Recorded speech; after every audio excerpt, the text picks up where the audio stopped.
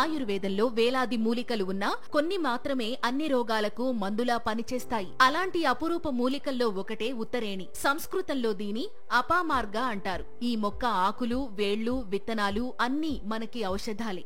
మన ఉత్తరేణి ఏ ఏ రోగాలను తగ్గిస్తుందో ఇప్పుడు చూద్దాం. ముందుగా మూత్రపిండాలకి సంబంధించిన సమస్యలు అంటే కిడ్నీ రాళ్లు, ఇన్ఫెక్షన్లు లాంటి ప్రాబ్లమ్స్ అన్నమాట. ఇక ఈ సమస్యలను నయం చేయడంలో ఉత్తరేణి దివ్యమైన ఔషధం. అలాగే చర్మ సమస్యలు అంటే దద్దుర్లు, ఎలర్జీలు, దురద ఇలా చాలానే. వీటన్నిటినీ కూడా ఉత్తరేణితో చక్కదిద్దొచ్చు. ఇంకా కొన్నిసార్లు ఆకలి లేకపోవడం, అజీర్తి, మలబద్ధకం ఇలాంటి జీర్ణకోశ సమస్యలకి కూడా ఉత్తరేణి బెస్ట్ మెడిసిన్ అని చెప్పవచ్చు. ఇంకా చెప్పాలంటే పిల్లలు కలగకపోతే కూడా ఆ సంతాన సమస్యలను కూడా ఉత్తరేణి పరిష్కరిస్తుంది.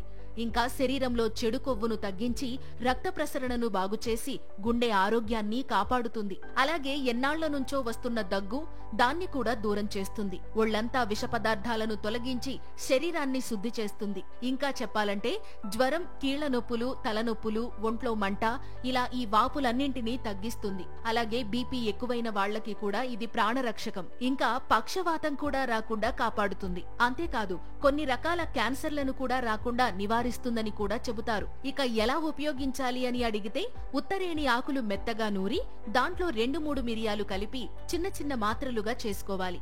అయితే ఒక ముఖ్యమైన విషయం, గర్భిణీలు, పాలిచ్చే తల్లులు మాత్రం ఎట్టి పరిస్థితుల్లోనూ ఈ మందుని వాడకూడదు. అలాగే ఉపయోగించే ముందు ఆయుర్వేద వైద్యుడి సలహా తీసుకోవడం కూడా మర్చిపోకండి.